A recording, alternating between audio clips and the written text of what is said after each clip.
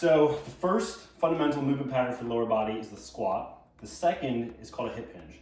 And this is the one that people are a little less familiar with. A hip hinge is super, super important. It's one of the most functional exercises, meaning it's one of the most important exercises for your daily function, because a hip hinge is basically training your body for how to lift objects correctly.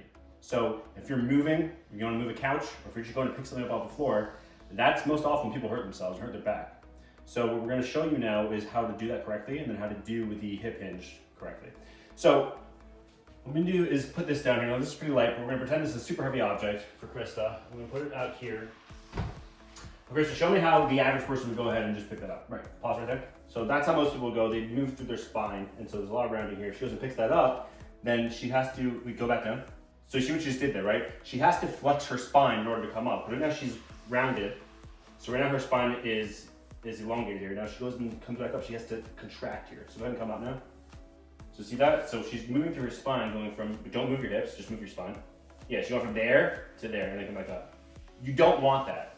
Your spine, you don't want your spine moving while you're holding heavy objects. Your spine's job, your core's job is to hold tight and stay in place and stabilize as you're moving through the big, strong muscles. Here you're using your glutes and your hamstrings. So let's put it back down. So we showed you the way you don't want to do it, which is rounding the back. Now let's show them the hip hinge, which is the correct way to pick up a heavy object. So pause right there, so the hip hinge. So what she's doing here is her back is staying flat, she's sitting her hips back a little bit, and now she's gonna have a big stretch and she's gonna have her hamstrings here in the back of her legs engaged, she's gonna have her glutes engaged. So if her abs are tight, her glutes are tight, and then she comes up, now her spine is not moving. So she's pushing forward with her glutes.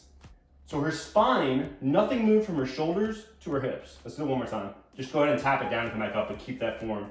Right, good. So she's hinging at her hips, that's why it's called a hip hinge, but there's no movement in the spine itself. This is staying flat. And go ahead and come back up. So that's exactly what you want to do. So the first thing you're gonna do is, if this is new to you, just practice that. You can do it with a super light object like that, do it with a newspaper, do it with you can do it with nothing, but get the movement pattern down correctly. Then, when you're ready to start adding resistance, then we can add in the resistance bands. Let's go ahead and show them. So the hip hinge is the name of the movement pattern. The exercise that we're going to be doing is called the good morning. So the good morning is an exercise that uses the hip hinge.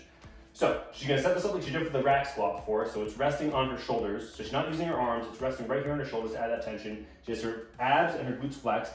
And now she's going to do the exact same movement with that hip hinge. So holding tight, there's going to be no movement through her spine. She's going to sit her hips back as she bends through her knees. And moves through her hips, good. And then she's going to push forward. So with the hip hinge, here's the difference between a hip hinge and a squat. With the squat, you're bending at two joints. You're moving at your hips and your knees, and you're moving pretty evenly. Show them the squat real quick. Good, so pause right there. She's got about a 45-degree angle here, same thing here. It's pretty evenly, the movement is pretty evenly distributed between her hips and her knees. Go ahead and come back up. With the hip hinge, it's dominated by the hips. You are moving your knees somewhat. There's a slight bend in the knees, because you're not going to lock them out. If your knees are locked out, then you're going to hurt your back. So you are going to bend your knees somewhat, but it's mostly moving through the hips. And that is going to target the hamstrings, the back of the leg, and the glutes, the butt. So now go ahead and let's do it one more time. Good. So your knees are bending slightly, but it's mostly through her glutes, and her back is staying straight. She's not bending her spine at all. And she's going to come back up, flexing her glutes, pushing her glutes forward, and that's how she gets it done.